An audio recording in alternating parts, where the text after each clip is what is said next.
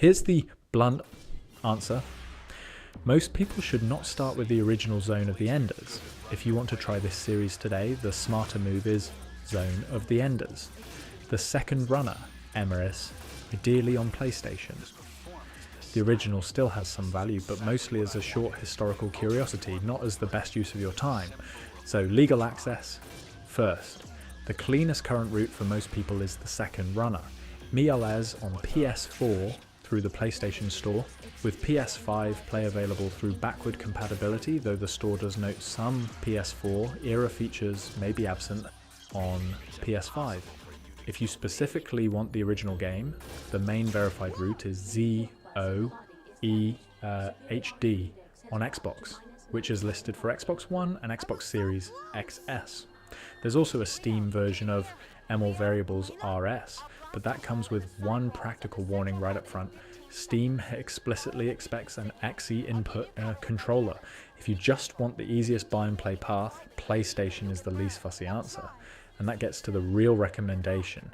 The best version for most people is not the game called Zone of the Enders, it's the sequel remaster.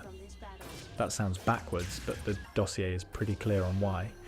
The original matters because it establishes the series' core idea: fast, 360-degree mech combat, light and agile rather than heavy and sim-like, but as a modern starting point, it's the weaker game. The consistent criticism is that it's short, repetitive, and prone to monotony.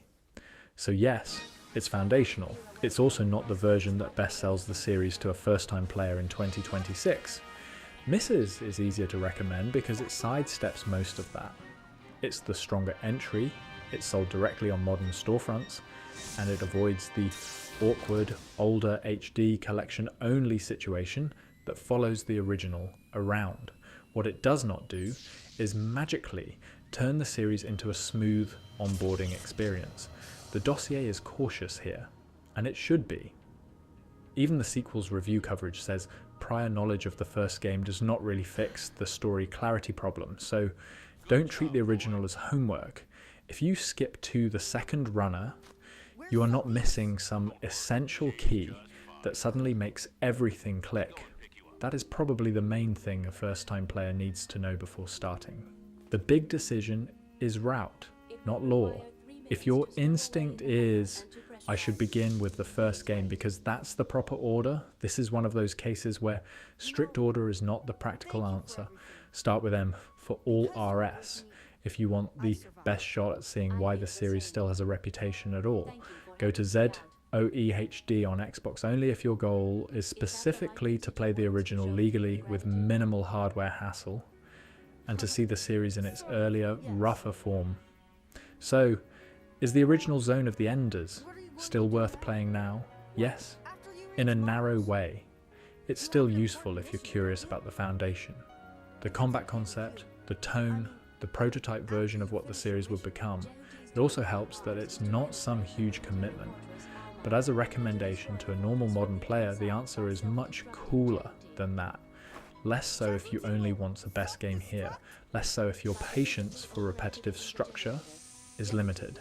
Less so if you just want one clean entry point and do not care about historical sequence. What still works is the core idea. What gets in the way is everything around it. The entry point confusion, the awkward version map, and the fact that the original is no longer the best showcase for the series. So the verdict is simple. Treat the first Zone of the Enders as optional context. If you want to play this series today, start where it actually earns your time. The second runner, Emerus, preferably on PlayStation.